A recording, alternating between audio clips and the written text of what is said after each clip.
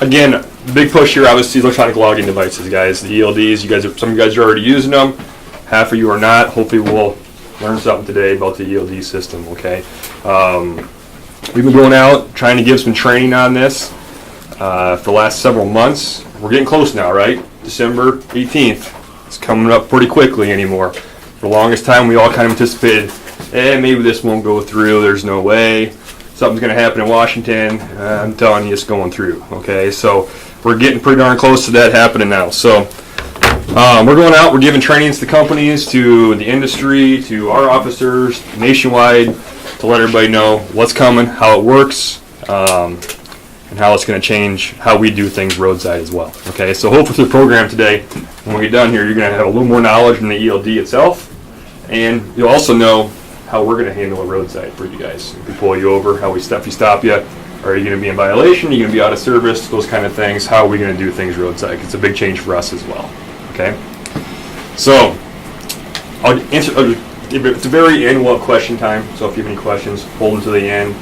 Best thing to jump in. We'll take care of it. But I'll do my best to answer all the questions you have. We're still working some kinks out of this whole thing, as you guys know. I mean, there's some things that have been changed here and there. Every month it seems like for a while. And could it change again in the next 2 months? It could. Okay, I hope not, but it could. And we'll work our way through that. I'm going actually to St. Louis here a week from Monday, and the feds are putting on a training for all the trainers, all the states. I'm going to St. Louis, and they're going to train us now how to use it again, a little more information there. So hopefully I'll get something out of it. And again, if there's anything new, Sheila has my information. She can get a hold of me too. And anytime you get questions, refer to Sheila. She can get a hold of me, and I'll try to answer them for you and get back to you. Okay? So lots of kind of basic stuff, but we'll go through it. Again, I talked about this briefly. What about a delay, right? I heard there was rumors flying for a while there's going to be possibly a delay put in place where they may prolong this ELD thing for a year or two or whatnot, or maybe altogether or whatnot, okay? Originally there was 21 members. You can't see my laser on there. Originally there was 21 members in the House committee that said, hey, we're all for this being delayed or stopped altogether. Well, as of about 2 or 3 weeks ago, it's up to 42 members, so it's gained some support in the House there. But as Sheila knows, she was there too. The IMTA guys, I did presentations with them all over the state this last month, and they have a lot of connections down there in Washington, D.C., even more than I do probably. They said this is not going to pass. It's not going to pass. Even if it happens to get out of the House for some reason, they get enough votes to be able to pass in the House, the Senate is going to say, no, you're not passing it. So we were told from the IMTA guys, and from our information, this is rolling out December 18th, whether we like it or not. Okay, so we all got to get on board with it a little bit. So our agenda, obviously, is we're talking about who's required to have an ELD. There's some exceptions, obviously, as every good federal regulation has. There's exceptions, right? And we're going to talk about those. The phases of an implementation process, and then also what is an ELD. Okay, some of the text specifications for that. The driver responsibility, motor carrier responsibility.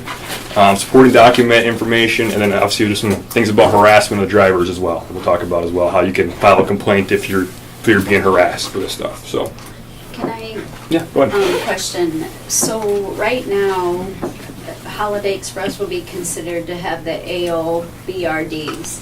Yep. Versus the electronic, and we will transition into that as time goes. Yep. I don't know if you want to touch on that. Yeah, we're going to get into it here in a little bit later too. But yeah, you guys, if you're using AOBRDs right now, you get 2 more years to be able to go into an ELD system.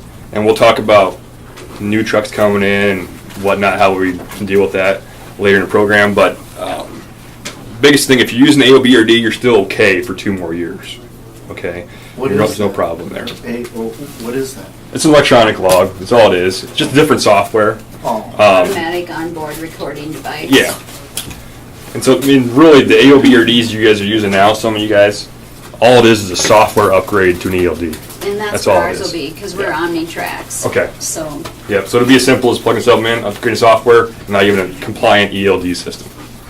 So, but you have 2 more years to be able to do that. We'll talk about it here in just a second. So, what types of devices can an ELD be on? I mean, same thing as right now. You're using the AOBRDs hardwired into the computer of the truck. That's one way. You can use Bluetooth system as well. There's ELDs out there on cell phones. okay? Big road trucking, keep trucking, those kind of things you've probably heard about, those apps. Some of them are going to be ELD compliant, okay, if they're not already that way. And so you can use a cell phone as well. There's just lots of different options. I mean, you're going to see there's tons of different companies coming out with these ELD systems. I expect in 5 years you're going to see half, if not more than less than that, okay? But everybody's jumping on board trying to get these things, and the price ranges from $2,500 or more a unit to free, on a monthly charge. So it really kind of varies. And we'll talk about that here as we go forward too. So the biggest thing, who's required to have an ELD, right? Basically, long story short, if you have a logbook right now, you're probably going to need an ELD going forward. That's just the simple of it, okay? I can talk to you about what a commercial motor vehicle is, but you're all driving commercial motor vehicles, so there's no point really getting in that, okay? You're all over 10,001 pounds or more. So if you need a logbook now, you're going to have an ELD come December 18th with a few exceptions that we'll talk about. So here's some of the exceptions. The biggest ones here, the 100 air mile exception, all right? That's your short haul guys. If you start in Estherville and you go out for your day and you come back to Estherville where you reported to work within 100 miles all day long, you're exempt from needing a logbook right now, as long as you do some certain things with that, okay? But for the most part, you're going to be exempt from the logbook. If you're exempt from the logbook for your short haul exception, you're also exempt from the ELDs as well. All right. The 150 air mile exception, that is for your non-CDL vehicles, so your smaller trucks, or your dually pickups, those kind of things that are below that threshold of needing a CDL. They get 150 air miles from the work reporting location. As long as they stay in that, get home every night, same location, then they're going to get that exception and not need ELDs or logs altogether. Okay. The biggest thing there is for both of those, you have to keep track of your time records at the place of business, which I'm sure if anybody's local, they probably do that here. So probably not. Do you even have anybody local here? Well, we do have a little bit of stuff that goes on, but we're just going to make everybody go on just to be done with it. Yep. Probably not a bad idea.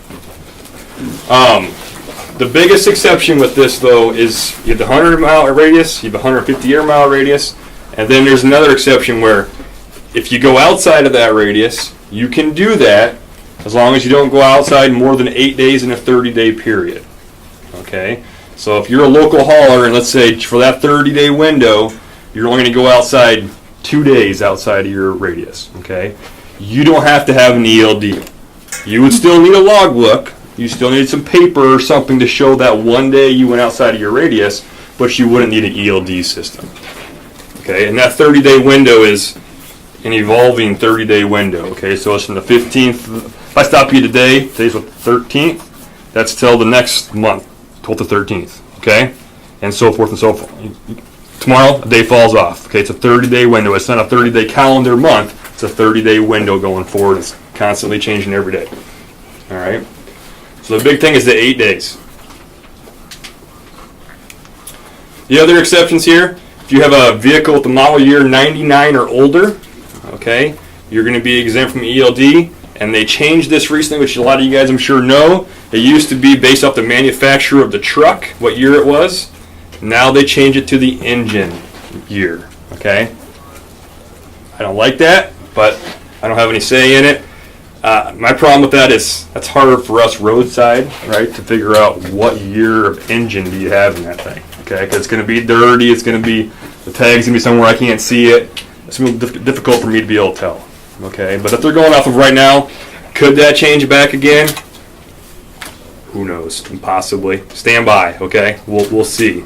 It makes more sense to me to have the manufacturer year, but right now they're doing the engine, okay? So what I tell everybody, because they're going to use the engine model year, and I can't always see everything, just to cover your guys' butt, I carry some kind of paperwork with you to maybe show what year that engine is, okay? It makes my job easier. It makes it easier for you. I'm not wasting time digging on the engine trying to figure out what year it is. You can just say, hey, this is the engine model year right here. It shows right here, the manufacturer. Good to go, okay? I don't have to argue about it. I don't have to worry about it. If I can't find anything, honestly, guys, I'm going to give you the benefit of the doubt. How can I, if I can't stand in court in front of a judge and say, I know for sure this engine was this year, I don't have a leg to stand on anyway, okay? So I'm going to probably give it to you. But my advice is probably carry something with you, okay? You can prove that to me, for sure. Driveway towaway operations, when the vehicle being driven is the shipment, they're also going to be exempt from the ELD. So if a company sends you out to Spokane, Washington to pick up a brand new truck, and you're driving that truck back to here to be able to use, that process in the driveway towaway from Spokane to here, you're in a driveway towaway operation, that vehicle is the shipment, you're exempt from the ELD during that time, okay? Still need a logbook, paper log or something, but you'd be exempt from the ELD portion of it. All right?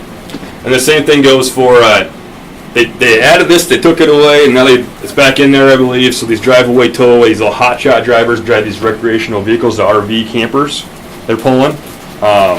So you have a little dually pickup pulling a camper across country.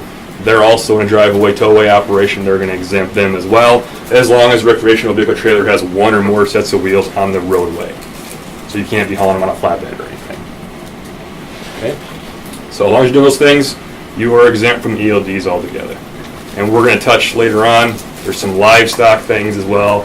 Probably not going to train you guys at all, but I'm going to tell you anyway. They're going to give a big exception for livestock guys too. So the implementation time frame, we're right in that part right here at the beginning. This came out 2015, so we're 2 years into it now. That was an awareness transition phase where we started going out, telling people, hey, this is coming. We're giving presentations, making people aware of it. Same thing you guys are doing. You're educating yourself on it, those kind of things, so we can prepare December 18th to go with it. December 18th, 2017, only a couple months away, it's in place. Okay? And if you're required to have an ELD and you don't have one, you're in violation December 19th. Okay? Now, they gave you this little phased-in compliance date for the AOBRDs, where they gave you to December 16th, 2019, to be able to transition if you're using the AOBRD system right now. And again, it's a simple software upgrade. So, again, I kind of covered that. We're just kind of making people aware at this point still, educating everybody, giving presentations, those kind of things. Phase 2, December 18th, it's in place. Okay, and you have to have an ELD that's registered on the FMCSA website, which I'm going to give to you later. And then December 17th, 2019, AOBRDs are gone, everybody's an ELD, and whether you like it or not, it's a full transition to an ELD system now. So what's an ELD? ELD is a device that automatically records a lot of information, right? Is everybody using at least an AOBRD in here? Is anybody using paper still? Using paper still? Okay. So the electronic logging device, AOBRDs, they're simply going to record all your information. If you stop that truck, it's going to log, hey, you stopped, okay? And you guys select if you're on duty or whatever you're doing, okay? So it's hooked into the computer of the vehicle, and it's going to automatically record a lot of information for you. It's going to include your driving time, record automatically. Geographic location on an ELD is going to be recorded. Time of day. You can transfer the ELD information both to us, to your carrier electronically. It's obviously synchronized to the commercial motor vehicle. Accurate time records. Obviously, it meets the requirements in Subpart A and Subpart B of 395. They added a whole 30, 40 pages to the federal code on the ELDs alone. Okay, so there's a lot of new information on there. And obviously, it's registered with the FMCSA, and the manufacturer self-certifies. So the one thing I want to say about that is you got to have an ELD that's on the FMCSA website, that it is a certified ELD system, okay? That's not something that FMCSA goes around and actually reviews every single ELD system and says, hey, yes, you're compliant with every single standard we set forth. That's the manner the manufacturer says, hey, we've met the requirements, now we're going to self-certify that our system meets the requirements of the ELD system. Okay, so the FMCSA is not checking everybody. That's why you're going to see some of these companies, I think, weed out as the years go forward. So you have special categories when you're using the ELD. Obviously, we give the driving category. Okay, that's something that can never be edited. All right, on an ELD system, you cannot edit drive time. You can't. Okay, it's always going to be in there. You have on duty not driving. We all know what that is, right? Okay, you're getting fuel, on duty not driving, right? Okay. Now, if the vehicle has not been in motion for 5 consecutive minutes, okay, it's going to prompt you to be able to say, what are you doing? Okay, are you off duty? Are you on duty? What are you doing here? You're going to sleep berth. You're going to have to indicate what you're doing at that point. And going back to driving, once you hit a speed of 5 miles per hour or more, it's going to automatically put you in driving. You don't have a choice. Okay. And off duty, obviously, you're at home, free of all responsibility of your work. Okay, you can be off duty. Your half-hour breaks now can be off duty. They give you an exception for that. Personal conveyance. What's personal conveyance? It's like if Somebody be brave enough. The cop's in the room, right? What's personal conveyance? you want to go wash your clothes at the laundromat. You want to go to Okay. Walmart and get a case of water or something like that. Okay. Hotel. You're going to go to the hotel. Okay. Right? Back and forth from the hotel to somewhere. Restaurant. Or your trailers. Okay. Restaurant. Something. Okay. Probably agree with that. The biggest thing in personal conveyance, okay, it is, I'm being perfectly honest with you, it is gray, guys. It is. Okay. It is just not black or white. I wish it was black or white. It's not. It's gray. Okay. We've got some letters from the feds from a couple years ago saying personal conveyance should not be used hundreds and hundreds of miles from home. It should be unladen, those kind of things. It's gray. It is. Something where you relieve of all responsibility for that dispatch load. You're not under dispatch. Hey, you can go to the grocery store, you can go to the movie, those kind of things, and you're driving your truck tractor. It's probably personal conveyance, okay? When you say unladen, do you mean without a trailer or without a load? Yeah. My mind, okay, without a load.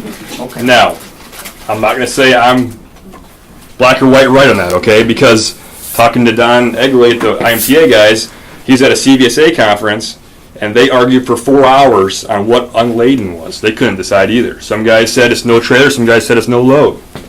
All right, so I'm telling you what our interpretation is, but again, it's gray, okay? And so we see this abused a lot, because if you can get away with it, why not, right? But it's, if we can prove that you're not doing that, okay, we're going to write you up for it, all right?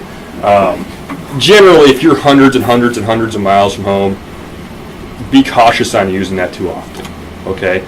Because unless you're going to get groceries, you're going to a movie or something like that, people, what happens is people will go, all right, I'm at 11 hours, all right, I can't park in this lot right now because they want me off this property, okay? Now you go somewhere, and now you're going to mark it as personal conveyance because you're over your 11 hours, you have no time left to drive, and now you're going to go 20 minutes further this way towards your next dispatch load tomorrow, okay? To me, that's probably not personal conveyance anymore. You're out of your 11-hour rule. All you're doing is getting closer to your next stop tomorrow to save time tomorrow, okay? So now, if you're going to make the argument of asking questions in presentations in the past, around time 11 hours at a truck stop or at a place of offloading, let's say, okay? They say, get off my lot, you can't stay there, go somewhere else. Now I go backwards, further than where I'm going tomorrow, 20 minutes, half hour. I might give you that one because you're actually hurting yourself for the next day. You see what I'm saying? You can probably justify that a little better than going towards your next stop. Because I can actually say, yeah, he actually went out of his way to make it personal conveyance. Go ahead. Does it have anything to do with whether you're getting paid or not? It doesn't say anything about the If pay an part. operator drops a trailer in Austin and comes home, he's not getting paid. If I drop a trailer in Austin and come home, I'm getting paid. So Yeah. is that going to have anything to do with it? Here's what I want to say about that. Don't get worried about the pay part of it, okay? Because to me, it's reasonable to believe that when you're dispatched out, you got to get home somehow, right? To me, that's part of your dispatch is to get there and to get back somehow. So people have tried to use that from Austin, Texas, all the way back to Estherville, Iowa. The whole trip here, I'm on personal conveyance. I'm not dispatched anywhere. I'm relieving all responsibility. I'm just going back home. I can go to Yellowstone Park if I want to. Okay, but you know, there's some reasonableness that you have to get home somehow from your dispatch load. Okay, so I'd be a little cautious on using it for something like that, whether you're being paid or not being paid. I mean, if you're being paid, to me, it's even more not personal conveyance probably, okay, because you're under your dispatch. You're getting paid on the clock for those kind of things. It doesn't say in the code anything about pay, but you're going to be hard pressed to fight that if you're under getting paid. So, So again, there's not a real black or white, and I apologize for that. I wish there was. The feds have said we can go ahead and make this black and white. We can say, hey, there's a 50-mile radius of personal conveyance. And all the companies in the industry came together, CBSA, and said, whoa, we're not sure if we want that or not. Okay, because we put 50 air miles, you're going to have one driver that's 51 or 52 miles away. And now he doesn't get that personal conveyance to drive into work in the morning or whatever, okay, because he's outside the radius. And so they have not put an actual definition on it or an actual mileage on it for that reason. Okay, so it is a little bit gray. Just be careful on some of that stuff. How do you do the personal conveyance?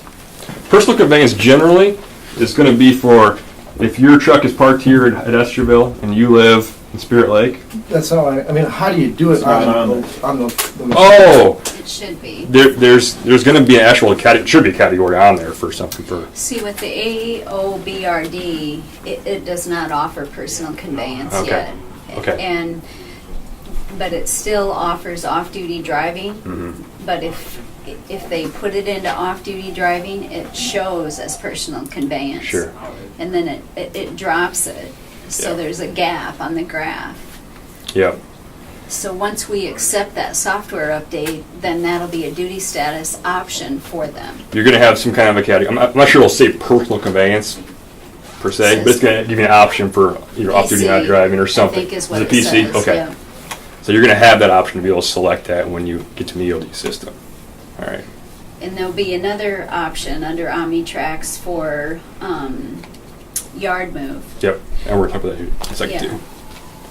So now when you go into personal conveyance on your ELD, it's going to show up different than your normal lines would on your graph. Okay. Your normal hours for driving and on due time is going to show up maybe as a solid black line. Personal conveyance may be hash marsh or a different color or something that's going to indicate this time that you spent was in a personal conveyance. So this is for you, Doug, because this is something that we need to talk about as managers. But for me, under our current regime, I feel like we should be accepting these updates because right now when they're logging under this system, once we accept them, then we got to get this whole group to change again. Yeah, and I think it's gonna be hard, even if that exception's in there, for everybody to understand, should I do it? Because in your situation where you just got unloaded, and say it's 5 o'clock at night, and we don't have a load for that driver yet, Yeah. and he's not reloading until the next morning, well, he says, I'm going 50 miles back to the truck stop because I know I can park there. And that happens to, he gets the load the next day, and the load ends up being right where the truck stops at. You're gonna Yeah. look at that and say, you drove to where your load Not going to look was, very good for it. Yeah. when in a sense, he didn't really know. He's getting Yeah. back to a place of safety. I get it. How do you Decipher. even know proactively what to put that under? And I've had that happen several times where people say, I'm just moving this 20 miles. I'm not under dispatch right now. I have no clue where I'm going tomorrow, but I can't be on this guy's lot. Okay? Well, in that case, with the system that you got, there'll be no dispatch on your call count. You'll have the time that you weren't dispatched, Yeah. because your load was. And I guess that's what I would ask. Yeah. If there's no instructions, but if you see him the next day and run that, you're gonna say, you got that under off-duty not driving, I see you're dispatched unload out of here. Yeah. Where do you guys make that break to say, yeah, he didn't have that last night? Yeah, that's a good question, and I don't have a great answer for you. Okay, I try to teach my guys we're going to have a little bit of common sense, a little bit of compassion. Is a good word for it on some of this. Okay, because I get it. I mean, you can't park there. You got to go somewhere, right? What are we going to do? Am I going to pull you over 2 miles away and say, nope, you're over your time? That's not reasonable to me either. Okay, so we're going to have to do some investigation on our part to figure out, hey, get the whole story, figure out what happened. May mean calling the company, say, hey, what actually is taking place here? Okay, do you have any idea where he's going tomorrow? Is he being dispatched? Is he free responsibility at this point? And we got to do our part as well to make sure we can back our story. Again, I got to stand up in front of the judge and plead my case and be able to show this is why I did what I did. And if I can't do it, I don't have a case. Okay, so the burden of proof is on me as well to make sure I can prove this is not what you're doing. So, yeah. Is that personal conveyance gonna interrupt your break? What do you? Yes. I mean, it's not going to So be. if you unload it somewhere and And that's a very good question. you've been there 3 hours and now you're gonna drive 20 minutes in personal conveyance, you're gonna screw up your brake. Especially if it's 8 hours. It has to be 8 consecutive. And if you try to use it, you start your 8-hour break all over again. Yeah. So it ain't worth It's true. it for nothing. Really, that's what I was just gonna say, it's not worth We it. deal with a lot of our food customers that we can't park there, whether Yeah. we're going in or we're coming out. Yeah. And this is a big deal for these guys. Yeah. And I totally get it. I mean, it's. It needs to be a rule change. I've said that for my whole time being here. We need to put something in place so we can at least have some direction of where to go with this, you know? Right. I guess I tell the companies now, if the companies to say, hey, what's your policy going to say? Okay, what are you good with covering your rear against liability? Because again, I told you in presentations in the past, guys, don't worry about me. Don't worry about me if you get in an accident at 15, 20 miles you're driving. But if you're over your 11-hour rule and you're marking personal conveyance and you hit somebody, you kill somebody, you get ducks in a row, right? Because you're going to get sued for millions. Yeah, but see, like me, I do multiple stops in Chicago. Yeah. I damn sure don't want to sit in there, you know. In a way, yeah. I mean, I wouldn't care. And, you know, Officer McFarland, he's on our side, and that's Yeah. one of the reasons I wanted him here, because I respect the fact that he realizes that there needs to be a rule change. Yeah, And so he's yeah. gonna guide us today the very best he can with, and we still need to keep rallying for rule I'm changes. getting too old to be shot at. I got to go to St. Louis in a week. I'm a little nervous down there, too. I'll carry 3 guns with me. I don't know. You know, if you stop enforcing the 14-hour rule, then we wouldn't care. Yeah. If I can only make that power to be able to say, stop doing that, that'd be great, right? No, with all honesty, do I see hours of service changing in the future? I do. Okay. They're already doing some sleeper burst studies and some other things to give you guys some other options, possibly to be able to split up your time and instead of E2 or some other things. Do I see that possibly changing? Yeah. 11 and 14, I don't know about that, but I can see some of the options being available for you going forward. We'll see. So. Yeah, again, I don't have a great answer for all that personal conveyance stuff. I just don't. I don't, okay? It's going to take a little bit of planning on your guys' dispatch part of how you give them enough time to be able to get where they're going to and how you guys operate. We got to be a little bit reasonable on the road to say, hey, okay, you got to go somewhere. You can't just say no and not, leave the parking lot or whatever, okay? So 10 miles is reasonable. Go ahead. We need a little bit more planning on our dispatches part and not to put the pressure there. But we know that right now we feel that that's probably a larger hurdle than getting the rest of this group on because it's going to change how we're doing our day-to-day. So Yeah, and you're exactly right. You're going to have to change how you operate a little bit. Maybe you have to pick up your load here instead of here, or whatever it might be. It's going to take some changes to be able to get on board because there's no line in the ELD system. You used to be able to doctor it and make it work on a paper log. It ain't going to work on the ELD. You're going to be out of time, period. Okay? Again, can you guys, if you, personal conveyance, I stop you, can you argue 10 minutes is personal conveyance? Probably, right? 40? 50 miles? You see where I'm going? Where you're at, the opportunity to stop. I agree. And have a safe place to stop. You're on the East Coast, there are times when there is no place to pull over. You've been kicked off the lot, there's nowhere to go. Yep. You have to go to the next place, and then maybe the next place. No, and I get it. There's some parking issues, and there's some things where you're further away in the middle of nowhere from being able to go. So I get that. And can I justify that? You probably can, right? But if I pull you over on an interstate where you just pass an off ramp to a truck stop with parking spots available, you're paying personal conveyance to get somewhere else. Right. You see what I'm saying?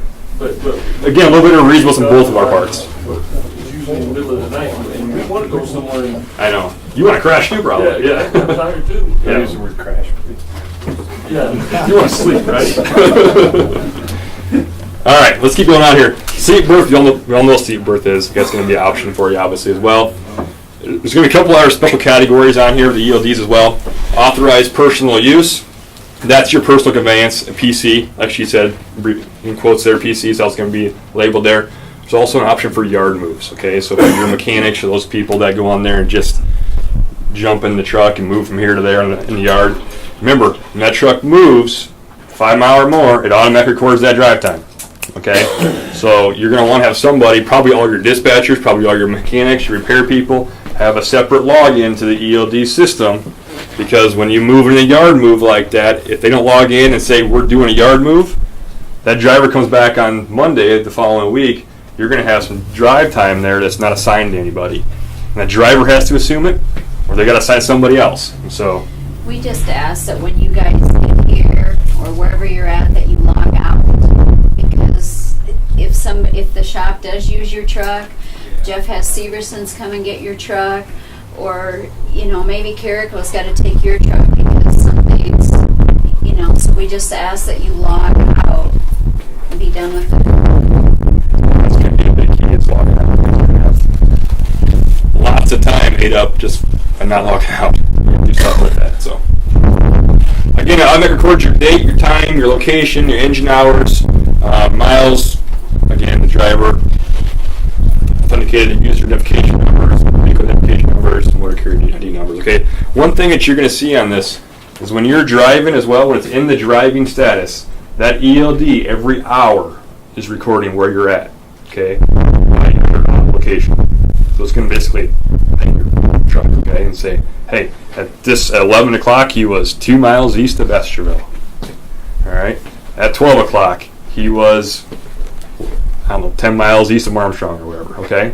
So every hour, you're going to continuously have this showing up that's going to show your location. And we're going to be able to see that when we look at it on the side of the road as well. And I'll show you an example of that. Again, upon engine power up or shutdown, you're going to obviously record that automatically. Your drivers get to log in, log out. I should have said, don't forget to log out. Otherwise, that clock keep running. You're going to come back to work on Monday and have your 14-hour rule is going to be done. You have no hours available, okay, because your clock is continuing to go there. You can automatically or manually change your duty status. You can change a lot of stuff, but you can't change what? What did I say you can't change? You can't change driving, right? You can't edit your driving ever, all right? You're going to find out later on, too. You can change, you can edit, the company can edit, driver can edit, everything except for drive time, all right? And once you edit, though, you have to always conserve your original as well. All right, so no matter what happens, even if you change your on duty to off duty for that half hour and the company agrees to it, driver agrees to it, yeah, we did this, I come back in or fatality accident and pull up your records, I can get your original still and say, hey, why'd you change this? What was the deal? Okay? Because you have to be able to always have record of the original.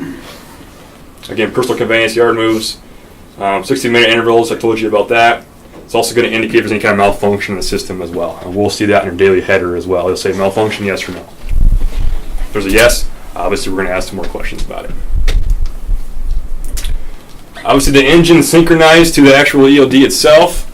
So it's going to obviously record automatically when it's on, when it's off, vehicle motion status, odometer, engine hours, all that stuff is going to be there already for you. So what do you know as a driver? What's your responsibility as a driver, right? That's probably one of the key things. So you have to be able to understand and be able to use your ELD system.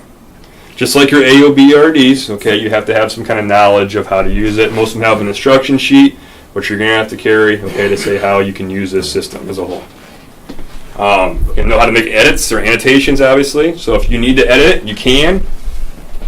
It's a check and balance system, though, okay? So if the driver says, I need to edit this, I screwed up, I need to edit this from on duty to off duty or whatever, you can say, okay, this is why I'm going to do it.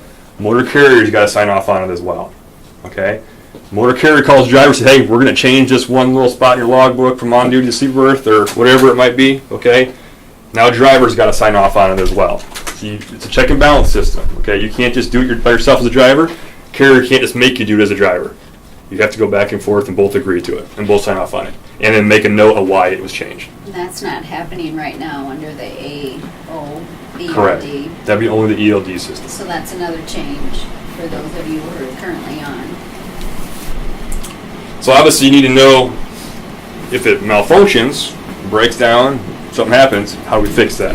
What do we do to get it fixed and back up running again? And then obviously know how to display it and transfer the data to us if we ask for it. We'll talk about it here in a second too.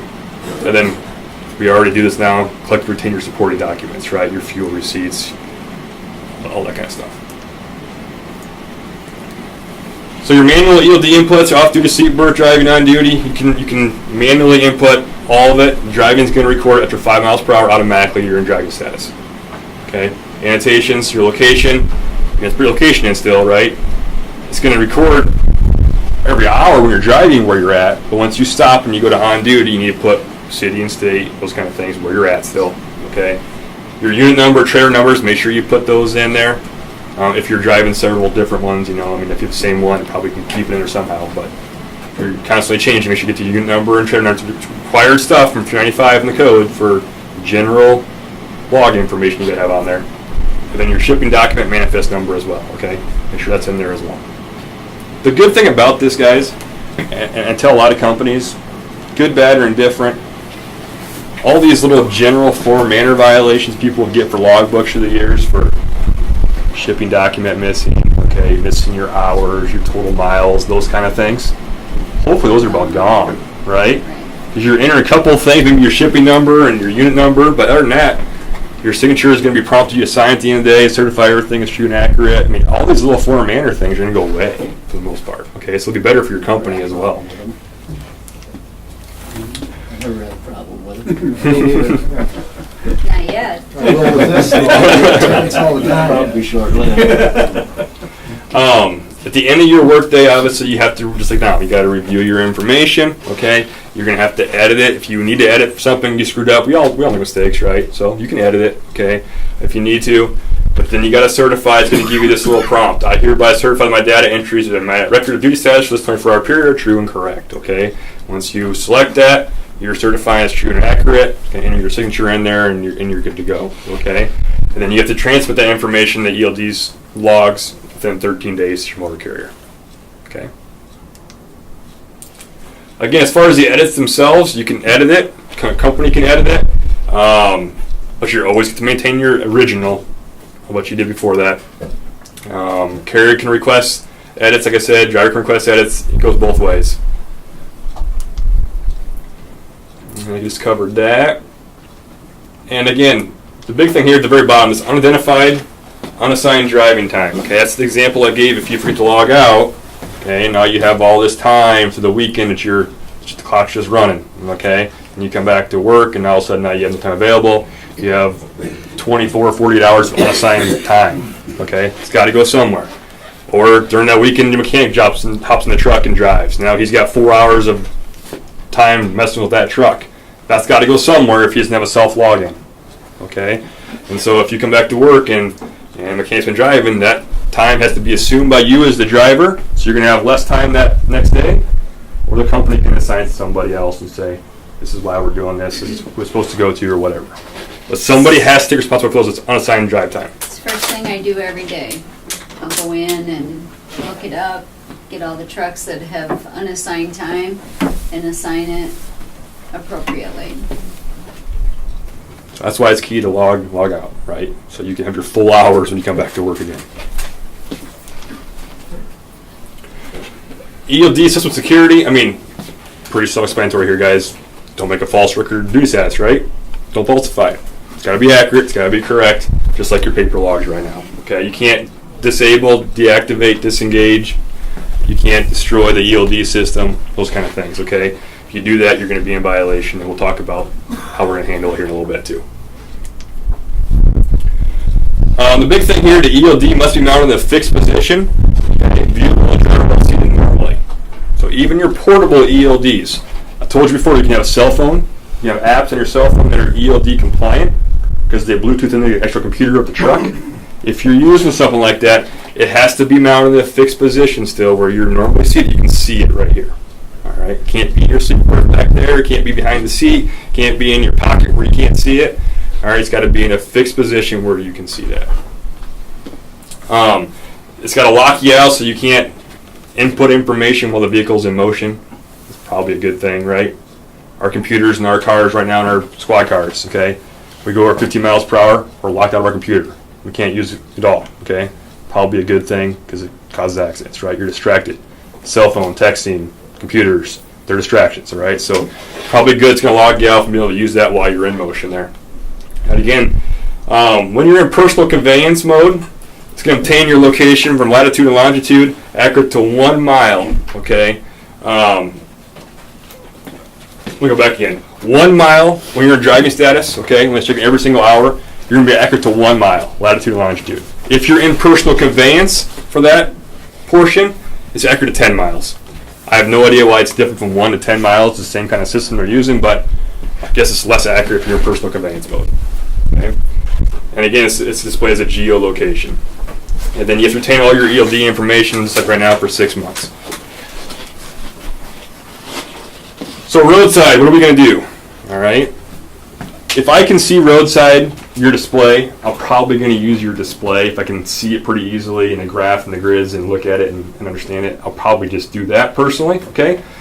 You have to be able to show me at a location where I can see it from a reasonable distance standing outside of the truck, okay? So that ELD that's mounted right here should be able to be either given to me or I should be able to see it from where I'm at. It can't be hidden somewhere where I can't see it from where I'm standing, okay?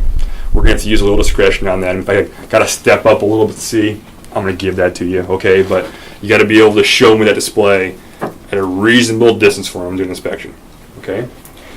And then, upon request, if I want you to transfer that data to me, which you're probably going to have, we're going to request email, okay? It's going to give you a couple options here where you can do some USB and web service or email and those kind of things. We want email, okay?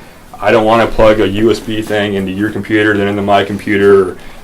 There's just too many viruses and things out there that makes me a little nervous to do that, okay? So from our headquarters down in Ankeny, we're going to accept email, okay? And I'm sure your company can already email your logs to us right now, probably, the AOBRD system. So Yeah.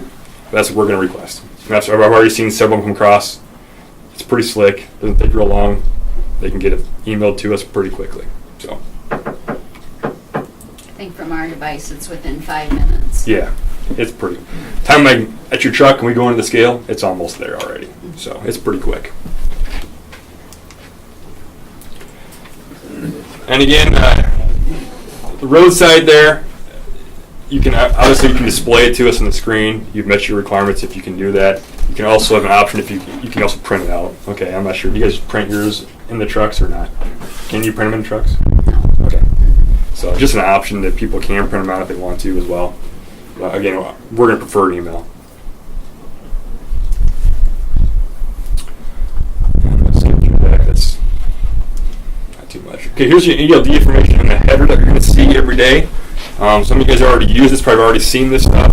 All the red stuff is the new information they're putting on the ELD system as opposed to probably some previous electronic logging systems or maybe some EOBRDs. This is all going to be required on here. So you're going to have a malfunction indicator like this. That's going to be a big one, okay? It's going to say malfunction, yes or no.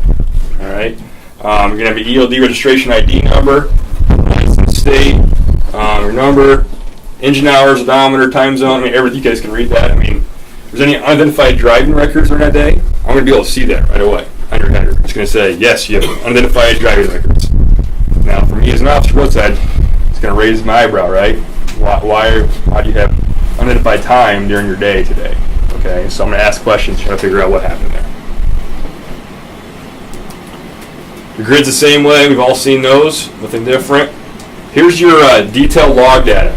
All right, if you look on here, you probably can't see from the back. I know it's pretty small. But it shows right here, his login time was at 10 a.m. All right. He also went on duty as a driver at 10 a.m. 10:52, he powered up. At 11 o'clock, he started driving.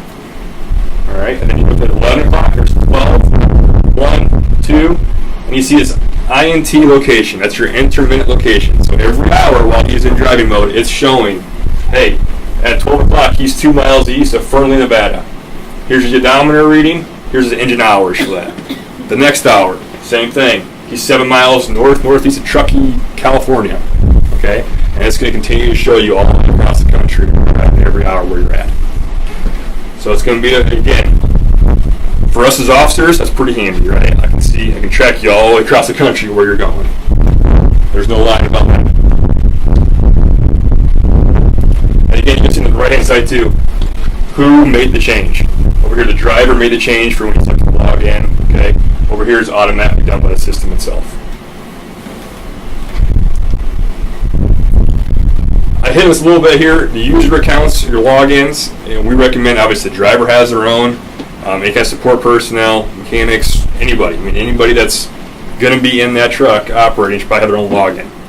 All right, that way you're not having all unidentified time on there. Driver accounts, your first and last name, obviously your a driver's license, your unique ELD username if you have one of those, your license number, and your license state, obviously, okay, to log in under your name and your account. Personnel, first and last name, the username, multiple persons obviously can't share one account. That makes no sense. Okay, you can have your own account to be able to have your own time on there. We hit on this again. Unidentified, unassigned driving time has to go somewhere, so you have to assume it, or have to get somebody else. All right. We also have to maintain for 6 months any unidentified driving time you have, or time in general, I should say, not just drive time. Okay. Any unidentified drive time. I keep saying drive time. Any unidentified time that you have has to retain for 6 months. Okay. And then upon request, you got to show it to us. So, am I going to request it all the time? No. Okay, but in a serious fatality accident or something like that, we're going to go in and request all your records. Okay, give me the originals, give me your unidentified driving time or time in general, okay, all those things. So obviously identify that you have a good habit of logging in, logging out when you're supposed to, not forgetting about those things, so you can minimize all those times. So ELD malfunctions. What happens when the ELD system as a whole malfunctions? What do we do? What's the repercussions of it, right? So once your ELD system has a malfunction, it's not working anymore, it's not doing something accurately, it's broken down, it's not working, you have to immediately stop and go back to your paper logs. Okay? I've had to ask before, what's it mean, right? Don't stop in the middle of the interstate, okay? Common sense, right? Go a little further, go to the next off-ramp or whatever, pull over, get your log current. Okay?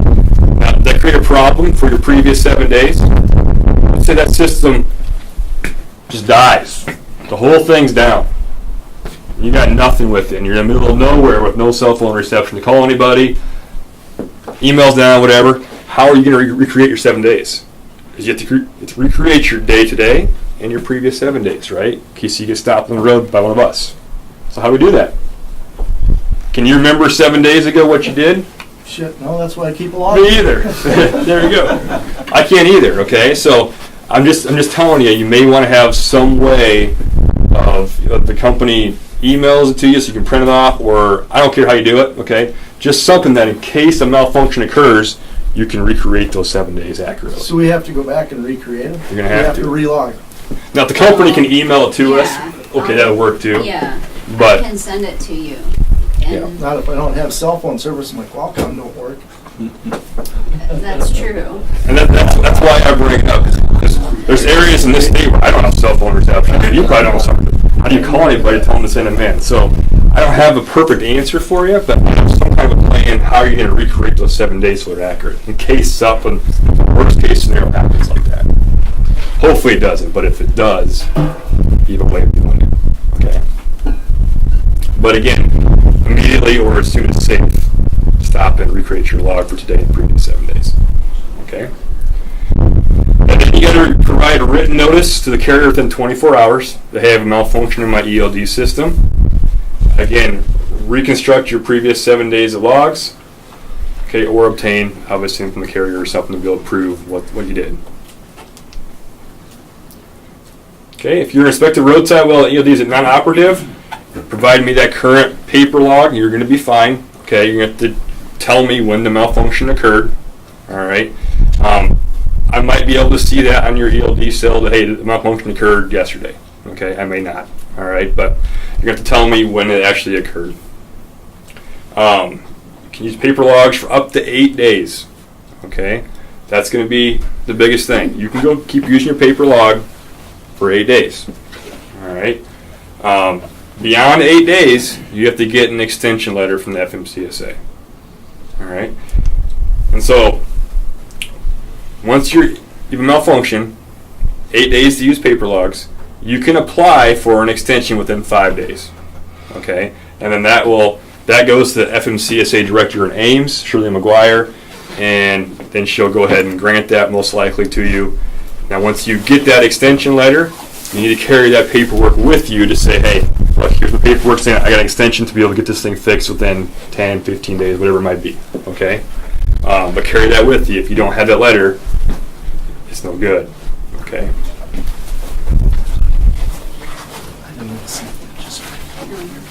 And this is gonna create some problems for us. We're gonna talk about here in a little bit too, how we're gonna handle this, right? If it goes down. In the vehicle, what do you gotta have with you? All right, your AOBRD already requires some stuff to be with you. Instruction sheet, blank record duty status, logbook pages, okay? Kind of the same thing with the ELD. You gotta have a user's manual, gotta have a data transfer instruction sheet so you can transfer it to us correctly if you don't know how to do that. An ELD malfunction instruction sheet, so that if something malfunctions, you know how to handle that malfunction. And then obviously the same thing as your AOBRDs already, gotta have your blank record duty status for at least 8 days. So that you can recreate your day today and the previous 7, if need be. I'm just gonna fly through this. Supporting documents defined. We all know what supporting documents are, right? You've been doing it for years if you drive a truck, okay?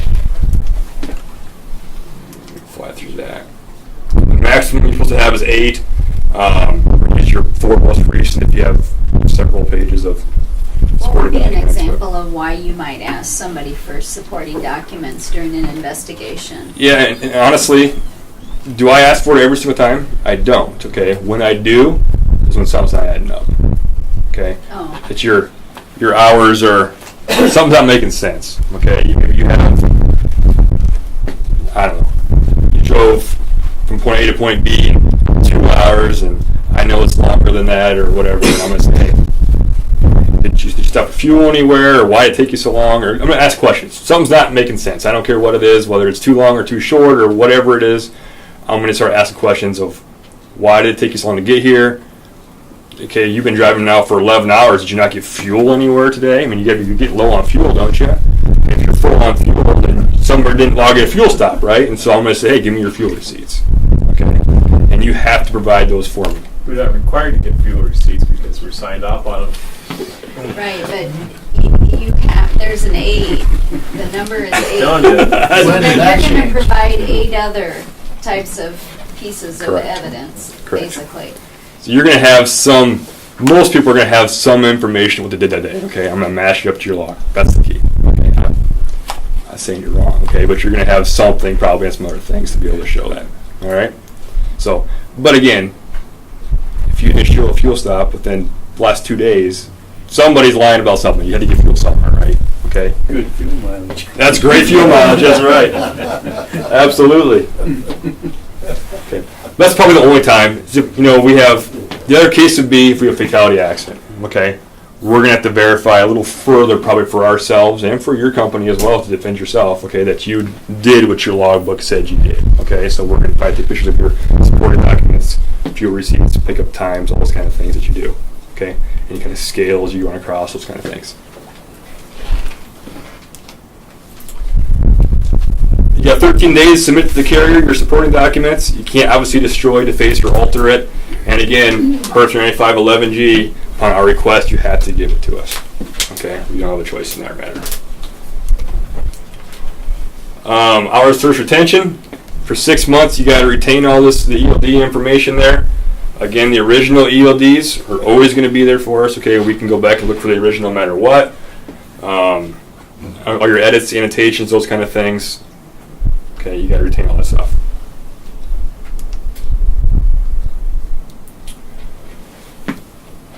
We already covered all that as well. So what do you know as a carrier? Okay, it's a little bit towards the carrier here, but you give the driver to know as well, okay? So there's a checklist here you can go through on this website. There's also, this is the list right here of the ELD self-certified approved ELD systems, okay, on the FMCSA website. All right, again, those are self-certified. They're not checked by the FMCSA. They're just something the manufacturer says our product meets the requirements by the FMCSA, period.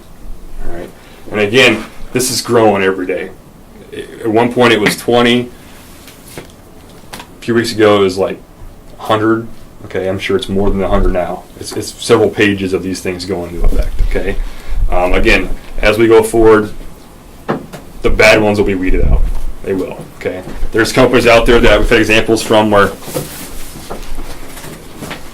company in Oregon had one, okay? And they had like 3 total workers. So the people ask, hey, who do you call at 2 a.m. in the morning to get help on a malfunction or something here? Well, you may not reach anybody, okay? That company probably isn't going to last very long, right? It may be cheap, but they probably won't last very long. All right, so they'll weed this down over time, where the good ones will last, the bad ones probably won't. Here's the example of, here's just some of the list of some of the systems that are out there. How about harassment? Okay, the company is trying to push you to do things you don't want to do. You're being told to run over your hours, those kind of things. There's now things put in place where the driver can file a harassment claim with FMCSA. Okay. If you're going to do that, it's 390.36 prohibits drivers from being harassed. All right. There's also one good thing about the ELD system. When you're in the sleeper berth, there's a mute function. Okay, so the carrier can't wake you up. Say, hey, I need you to go here. Okay, while you're asleep berth, you cannot be woken up. You can't be nothing from the carrier to let you know, hey, you're going to go somewhere tomorrow. No, it's a mute function. You're going to sleep hopefully that time. All right. They get the tampering provisions in place. Obviously, required driver verification edits things as well. So if the carrier wants you to do something you don't like, you don't have to, right? You don't have to. You can say no, okay, to that edit. If they make you do it and you think you're being harassed, told you to do something illegal, you can file a complaint, okay? And these will be followed up on from FMCSA, from what I was told, okay? Now you're going to have to give a name, like any complaint, even for an officer complaint, okay? A person has to give their name and information, obviously, to follow up on, okay? You can't just be an anonymous complaint. You have to give your name and information, okay? FMCSA will do their best to probably not say, hey, Ron told me you guys are doing this, okay? But you have to have a name to fall back on, okay? So if you're going to do it, make sure you're willing to stand up and say, to give your name and information. All right. There's some more information for you if you want it on who to talk. Here's your harassment complaint file. If anybody wants to put that down, it's where you go to file a complaint for harassment. If your company's going to do that, you guys are a good company. I trust you not, but there's an option out there for you as well. I'm just going to touch on this real brief because you've all heard trucking talk, right? These livestock guys are going to be out of business. I got to shut down. I got to stop. I can't work anymore. My job is done. I can't function like this. What did they just tell me? They've been lying their logs for years, right? Right. Why did anybody do that? Never, right? So a lot of the livestock community as a whole was up in arms about this, okay? They do have enough pull down in Washington, they're going to get this passed. There's already an ag exemption for them, okay? From what I've heard, they're going to have an exemption for livestock altogether covering those guys, okay?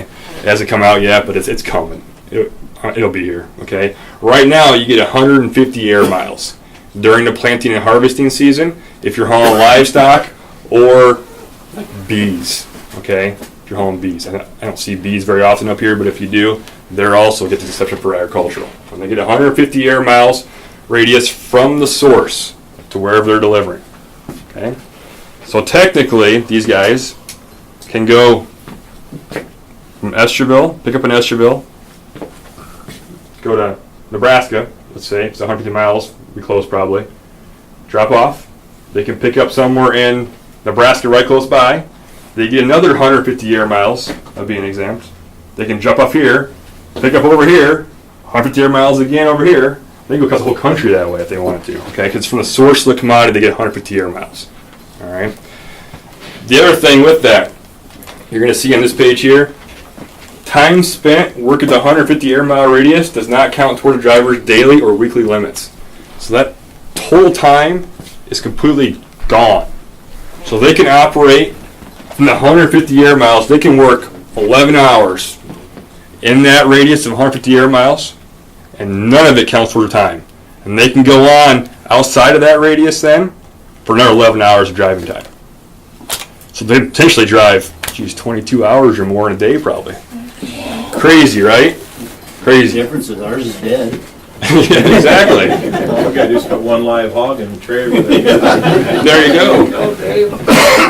So I don't like this, because it's going to be, somebody's going to get killed for somebody being pushed like crazy for this whole thing and driving all these hours, but all that time is totally exempt from their daily or weekly limits. They're not like the So- long distance livestock haulers, they can big time. Correct. If they're picking up in Estherville, driving all the way to California to drop off, they're going to have logbook, ELD period. Okay? Now, could that change coming forward? Possibly, okay, because they're trying to get them out of ELDs altogether. All right? They just don't need paper log, but possibly ELDs that could be exempt from. But yeah, you're exactly right. It's not the long haul guys, but the guys that keep jumping. They go a long ways and a long day of doing this. Okay. Now, covered farm vehicles, they get their own exceptions anyway, so I'm not going to cover that. You're not covered farm vehicles anyway, but. All right, so how are we going to handle this? All right, because there's a lot of different questions on how we're going to do this, and it's we're working our way through a lot of it too. Okay.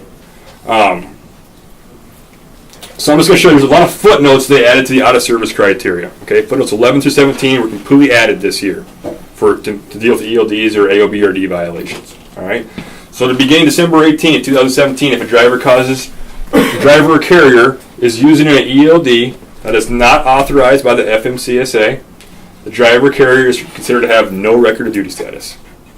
Okay. So if you're using a system that's not approved ELD system, you have no logbook. All right, and that reverts back to the actual out of service criteria for no logbook. You're out of service for 10 hours. Okay, we're not having that.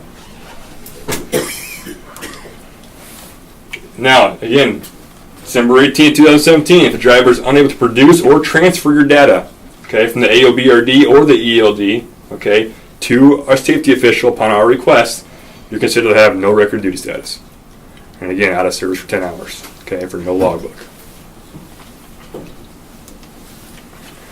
And if you indicate a special category as assigned by 395-28A, when I'm not involved in that activity, this could be your yard moves, could be your personal conveyance, those kind of things, okay, you're not involved in that activity, you're considered to have a false log, and you're out of service 10 hours. All right. If you have a malfunctioning AOBRD or an ELD, and you fail to reconstruct your 7 days of logs and your current day, okay, you're considered to have no previous 7 days of logs, 10 hours out of service for that as well. All right. Now we're going to have to be a little bit, again, reasonable on this, okay? If it broke down 10 minutes ago and you're trying to get somewhere safe and I stop you and you haven't recreated your logs, okay, we got to be reasonable in that, right? Give you a chance to do it. But if you've been driving for 4 hours, it's a different story, right? How are you gonna be able to tell? I'm gonna need a second. You drove 10 minutes or 4 hours. It depends what kind of malfunction you have in the ELD system as a whole, period. I might be able to see the malfunction occurred this time. If the whole system goes down, I got nothing. It may just be what you tell me, I guess, what I can That's prove. usually what happens Yeah. when mine does something, you Yeah. get black. Yep, completely goes all down, yeah. You know, you guys all had to establish an email account for the payroll. And I can have your logs emailed to your phone if you have a smartphone within minutes, so this should really be a non-issue for our drivers. We can print out your previous days and scan it right to you immediately. Yeah, that's pretty slick. That's pretty quick. You can get all that information previous 7 days, fill out your 1 day from today, and you're good to go. Yeah. And even if you had your previous 7 days like that, and you didn't have your current one filled out, all it is a log not current violation then. Yeah. It wouldn't be an out of service violation at least. Okay? So if the carrier does not repair a malfunctioning ELD within the 8 days or obtain that extension letter I talked to you guys about, all right, you're considered to have no record duty status for that as well, 10 hours out of service. All right? So obviously they don't want you just going on forever with the malfunctioning ELD. They want you to get it fixed. Gonna talk on rental trucks? Yes, I will. Okay. Yep. Now, with this, And rentals? well, no, we'll get to rentals in a second, but yeah. With this, okay, you have a malfunction. The question we asked, we stop a guy to scale, okay? He has a malfunctioning ELD, all right? And let's say he's outside of that, he's in the 9th day. There's no extension letter, he's in the 9th day. He's now out of service, right, for no record of duty status. 10 hours, okay? How does he get back in service?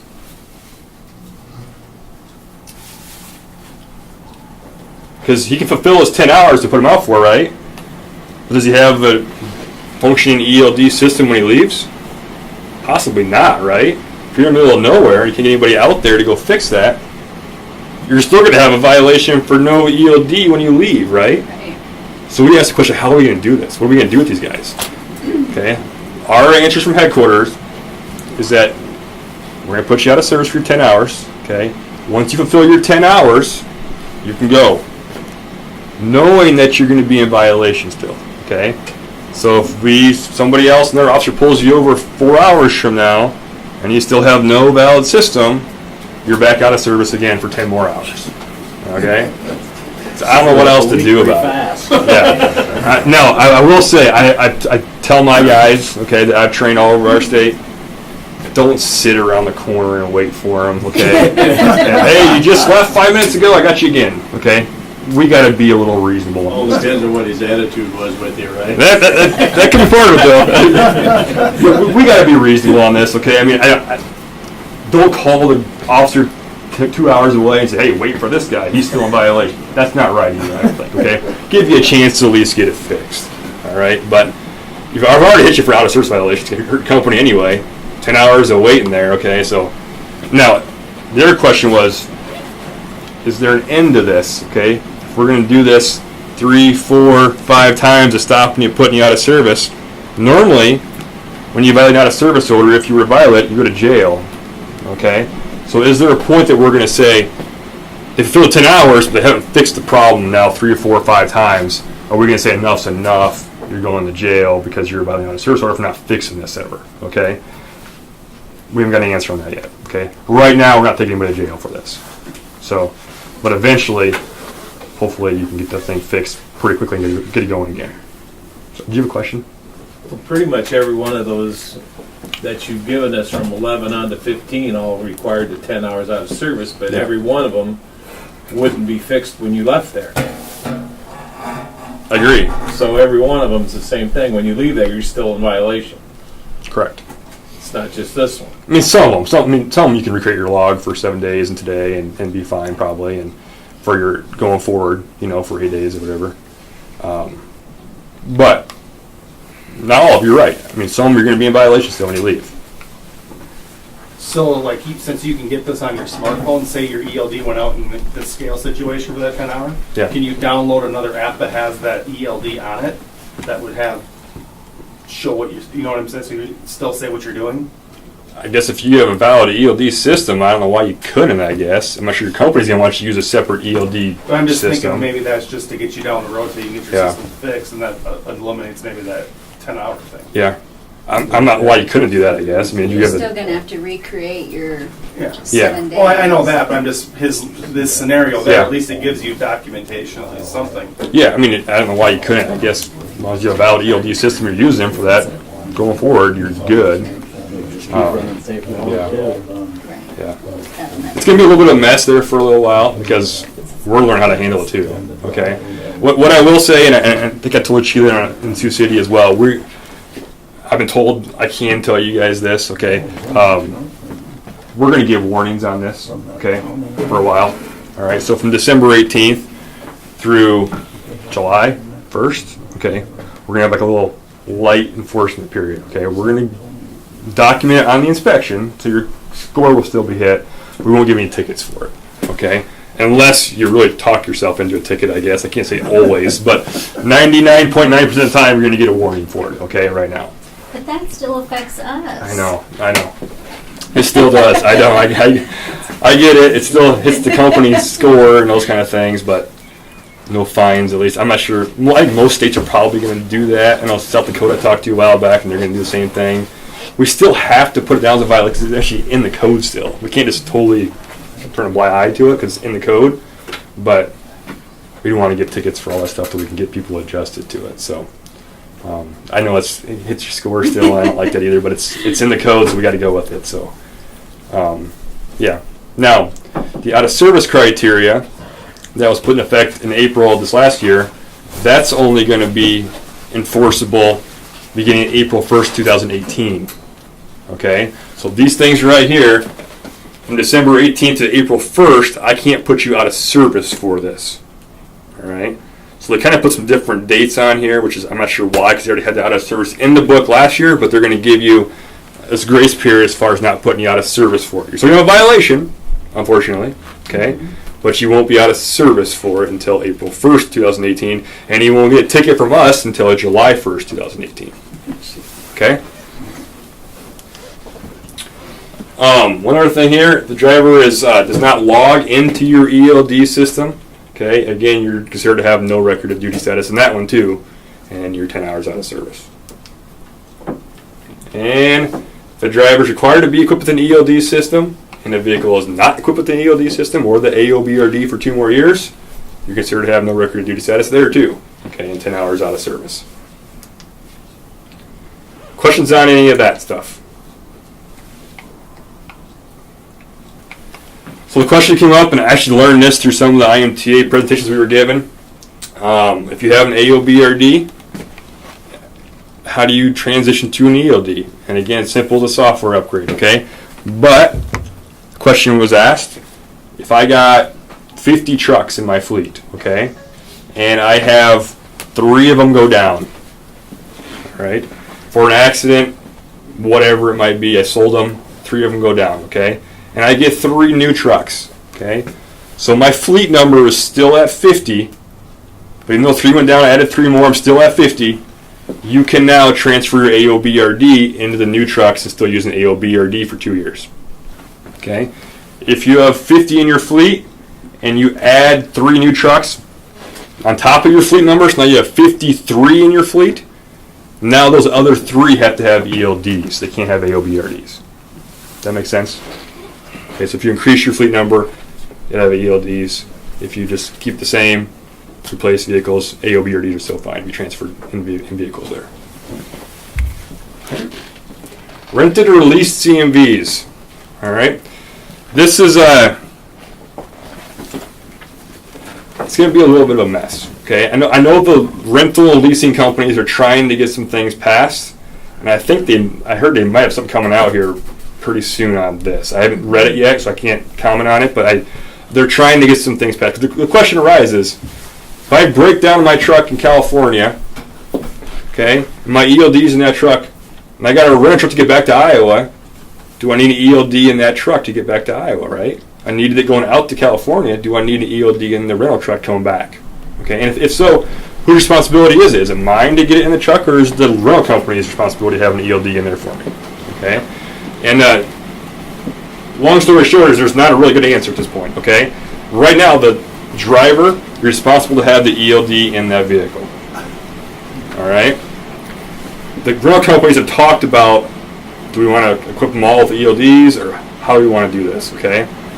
One of the guys down in Des Moines now they're from Brown Logistics, and he was talking about this, and they're trying to get some exemptions so that they can, right now, a rental truck, you have marking restrictions or marking exceptions, I said, for how you mark the vehicle for under 30 days in a rental agreement, those kind of things.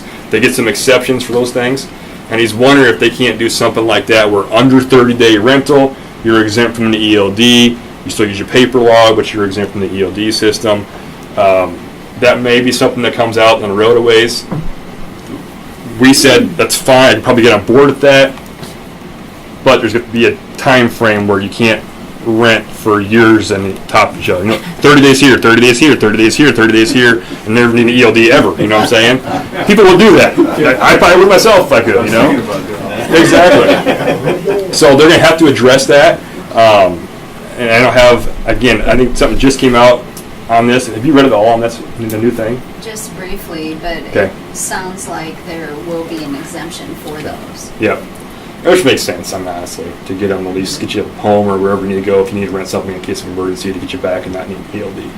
So they're working on it. I'll know more about it here, I'm sure, next or 2 weeks from now in St. Louis when I talk to them as well. So, anything else you want to add to that rental stuff? No. Okay. I covered this. Again, out of service was in effect April 1st, 2018. We're going to give warnings till July 1st of 2018. unless you really want 3 meals in a cot or something, I don't know. But we're gonna give you warnings for the most part, okay? Questions? There's a lot of things, guys, that are good about this. There is, okay? There's some things that are going to take some getting used to. Do I like looking at paper log better than ELD? I do. Give me a paper log all day long. I like it better, okay? But the guys that talk to you, and I will say there's some that hate this, okay? But there is a vast majority of guys that say, I didn't want to do this at all. I hated it. Once I got on board and started using it for a while, I actually did like it, okay? Because the companies can't push me so much. It's easier. I don't have to do much with it. It's already automatically done for me for the most part. And a lot of guys do say, I do like it, okay? Again, it eliminates a lot of these form manner violations that we're always nickel and dime people for all the time. Those kind of things. I mean, there is some good to it, okay? Yeah. Questions, though, for me? Anything else? My biggest concern was being in downtown Chicago. Yeah. Can I move? Yeah. And I don't have a great answer for you. I wish I did. I just... Dick's biggest concern is not going to be that. It's going to be the 14-hour rule with all his stops. Yeah. His day's going to be shot before he gets started. Can I be in downtown Chicago? Yeah. Can I have a gun in my truck? Absolutely. As long as policy says you can, I mean, whatever your department policy. There's no federal regulations. Holidays. Illinois is funny about that. And people have asked that question a lot. Is there any federal regulations for having guns in your trucks? There's not. It's a state-by-state issue, okay? Iowa, we're going to accept everybody else's stuff, and so there's nothing that says you can't do it as long as your department allows you to do it or your carrier allows you to do it. So I just want to make the playing field even. I don't blame you. In Chicago, I probably would too, yeah. I always come and get my truck on Sunday. I live 12 miles, this is southeast town. Yeah. And I take it home and I leave on Monday morning. So what's this gonna do to me? I mean, do I have to log in? You're going to have to log in, And go yeah. home and then just log back out? Yeah. Why log out? Is a personal conveyance. Well, is it gonna keep running or if You have I'm to logged put in? yourself into sleeper berth or off duty.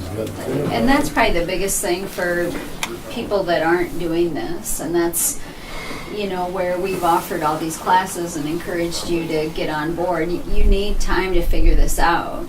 I think on the average it's taken drivers 20 to 30 days to where they really feel comfortable with the device. So once you got home, you, just like on your paper log, you'd go up and put yourself off duty. You have to pick up your device, change your duty status, put yourself off duty. So I log in here, go down and hook and go home and just go off duty. And then Right. unless that's going to ruin your 34-hour break. Well, What do I, like, if I've I'm here already on the got my weekend, I 24 take my hours truck in. to Armstrong? Okay. So what do I Get do, home log while out you're here and home. just take it over? I there, or don't do do I I have have more? morning. I'll be What there are you at- doing in Armstrong? I keep it there. Pick it up in the morning. When you go to there, that would be personal conveyance unless, if he takes his truck over there to work on it, then it's not. Is Yeah, that if correct? you're working on it, then I would say it's not personal conveyance. You're doing it. You're doing maintenance on it. So Well, that wouldn't be. I just leave it there for the weekend. Then Yeah. I pick it up on Sunday and come back over. And as get my soon load. as you get back in to come over, then you are now en route to begin From duty. there to here? Yep, Yeah, okay, but from here over there, I wouldn't be, right? correct. I would agree. That would probably be personal conveyance. If you always park it over there, and you're done here, and you're just going back home, you're relieved of all responsibility. You're done for the day. You're just driving to park it. I'd probably give you personal conveyance in that. I would. Yeah, but for what you're saying, you would, but the next guy might not. That's what you're saying. It's all gray. I'm working on it, buddy. I know. It's all gray. What you say is okay here. The next guy's going to say, you're done. Yeah. So, Again, because it's so gray, it's a problem. It is. I'm working on how I train our guys too. Let's be reasonable on some of this. We got to understand everything, under it your needs to make point. sure So you're the only one that pulls him over. there you go. That's right. I don't know, I want 3 beds and something to eat. Or- That's right.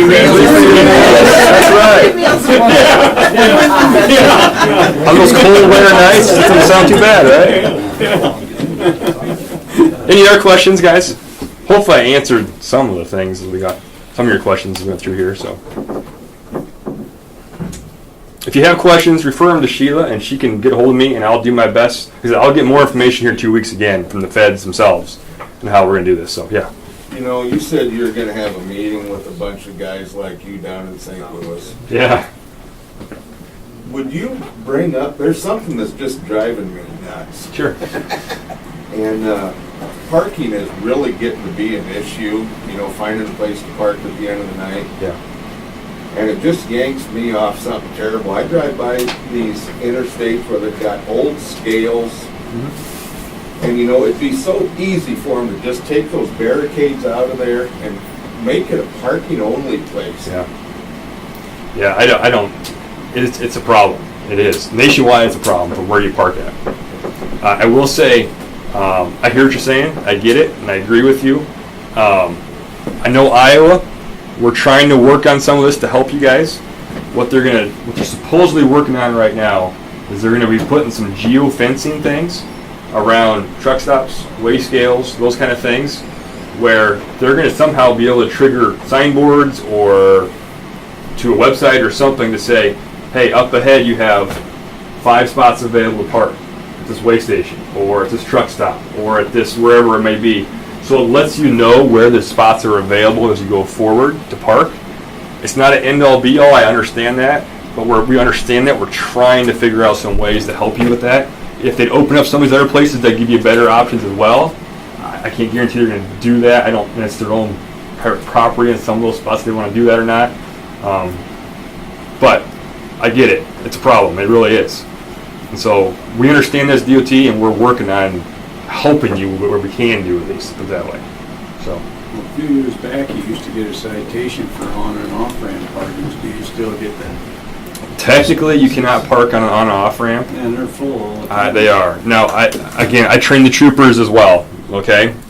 And Vince Kurtz, great guy, and a lot of those troopers I get along with really good, okay?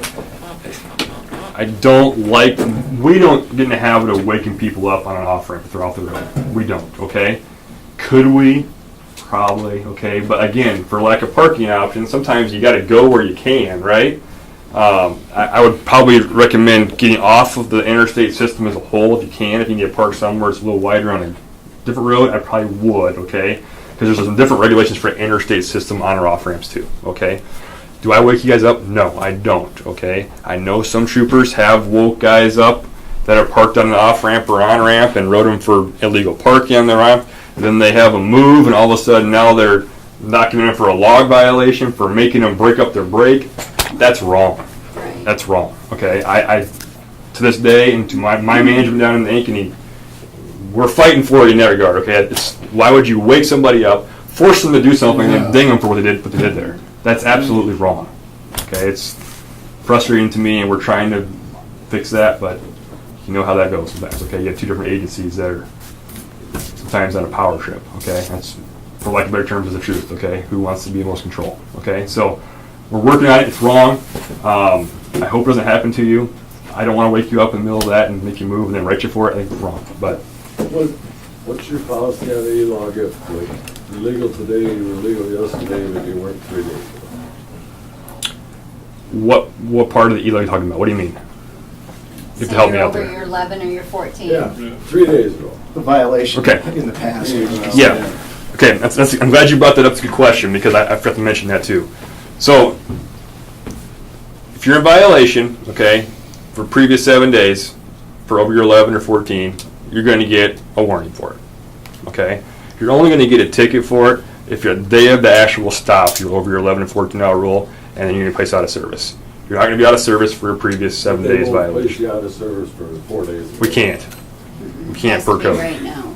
Has to be current. Now, with that, I want to say one thing.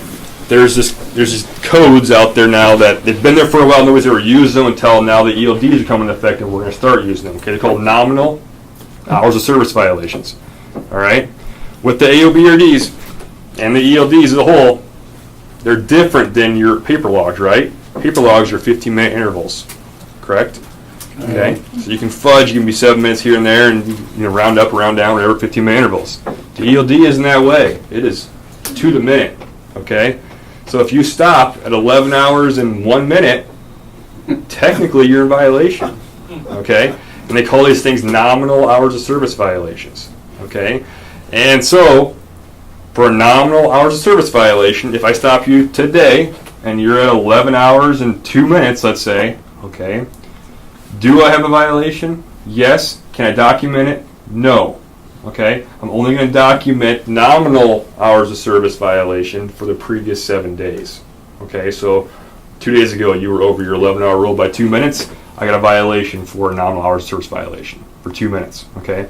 Supposedly, and I believe it's true, those carry less weight than the actual normal hours of service violation for your company, safety score, and whatnot. Okay? They're going to be documented, but they're not going to carry the weight the normal one would. All right? So we can't do it the nominal one for the day of the actual stop. It's only your previous 7 days. All right? Now, with that as well, I just saw an inspection from Minnesota actually the other day of somebody that put a nominal hours of service violation down for the day of the stop. Okay? Can't do that. All right, so there's going to be some things we got to work through, but it's only for the previous 7 days. All right. Now the question I asked with that too, I asked my management down. I give all our quarterly training to our guys. Like I said, I asked a question to my management: are we actually going to document violations for 1, 2 minutes, 3 minutes? That seems a little bit strict, okay, in my mind, okay? Because before it was 15 minutes, you round up and down, you know what it is what it is. 7 minutes or more, you go up. 7 minutes, you go down. You know, whatever. I don't like sitting roadside and saying, hey, you have a violation for being 1 minute over your 11-hour rule 2 days ago. That just seems a little ridiculous, right? Yeah, when the guy was pulling into the rest area in Ohio. Yeah. 6 minutes. He was pulling into the rest area. I get it. I get it. So, you know, I have not got a for sure answer from my headquarters of how many minutes they're going to want us to enforce that on. I don't know if they're going to go with just any minutes. I hope not, but that's not my call, okay? Again, officers, the way I'm teaching, the way I'm hoping to spread the word is we got to be a little reasonable on this too. Okay, you're pulling into a truck stop and I get you right 2 blocks away and you're 2 minutes over. Come on. A question, Yeah. and this is regarding annotations and just what you're talking about. Yeah. Winter's coming. They got their day planned out. They know where they're going.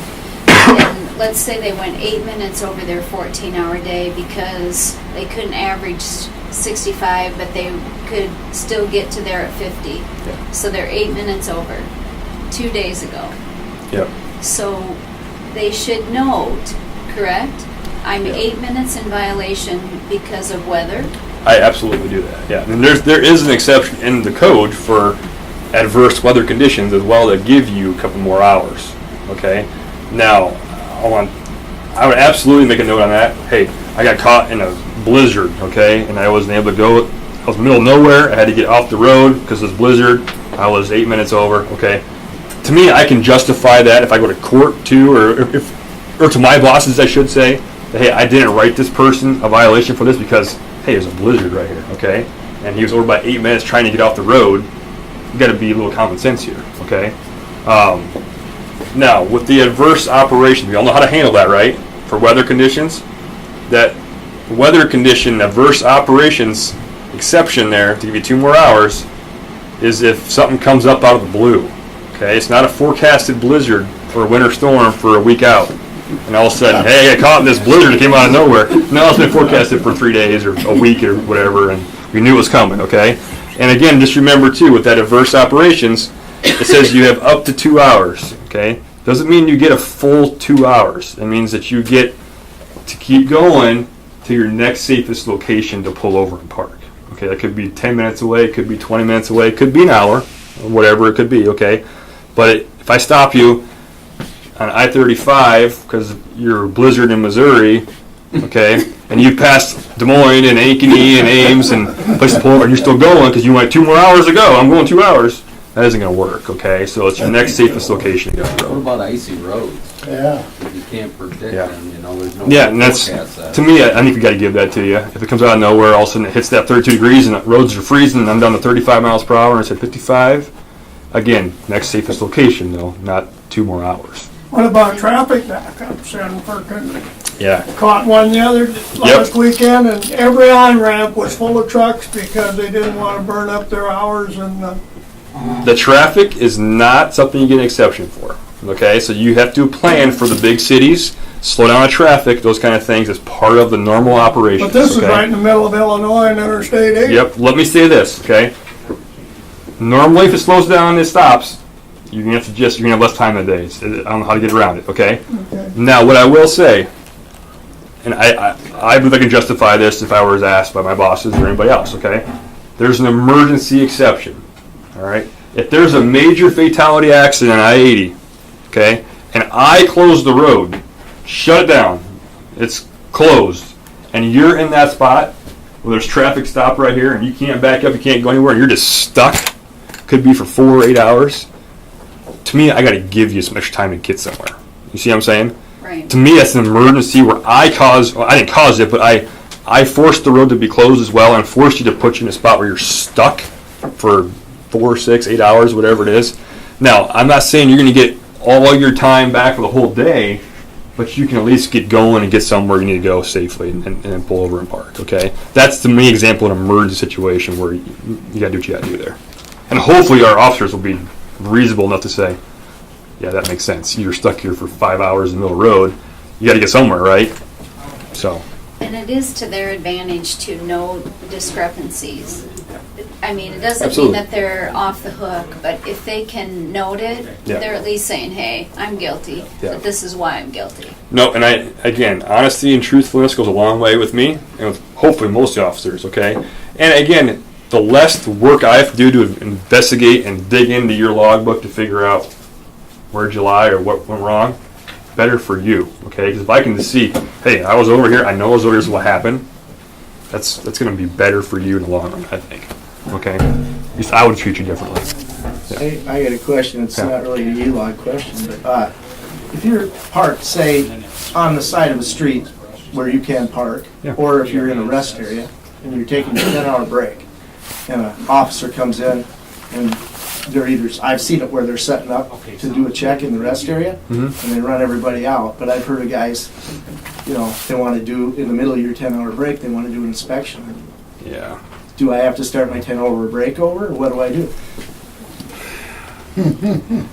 I wish that would never happen, okay? Because technically, if you're not on your break, you're in inspection, you're going to have to say clock over again, okay? Because we just messed up your break. Because now you have to be on duty for your inspection time. It's wrong, shouldn't happen at all. Now, there are extreme circumstances where we get a truck pulling on the scale, it's got bombs on it, we got a threat, we got to get everybody out of it, okay? You That's saw gonna the guy happen. going down the road, now he says he's been in the sleeper for 5 hours, yeah. Yeah, okay, but in those situations, that shouldn't happen. I don't know why people would want to wake you up and cause that problem. If we create the problem and then try to ding you for it, that's not ethical to me. I mean, it's wrong, right? Am I going to say everybody's perfect? No, obviously it happens, unfortunately, out there, but it's wrong, okay? I don't have a great answer for you. Unfortunately, yeah, you're in that situation. You gotta submit to the inspection. You're gonna, can't. yeah, and it's, yeah, I don't, if you're not even on a public roadway, and we're trying to do an inspection on you on private property anyway, I'd be a little, Well, they couldn't do it on private property, That's what I could mean. they? No, but you If can't you're in a go on rest there and just area, say, or if you're on a I still have a hard time with street even a rest area if you're stopped in there. It's public property, you're I've stopped had them resting. kick me out of the they wake rest you up. area because they're starting to do an inspection there, but I haven't ever had it inspect me. Yeah. They said, you gotta move, you gotta go. Yeah. You have to. Yeah. Guys, I think Officer McFarland has done a great job, and you can hang around and visit with him. But I know the gals are set up for the flu clinic, and so if you're one of those people that are looking to get a flu shot, you should go through, get some paperwork filled out. But a big, great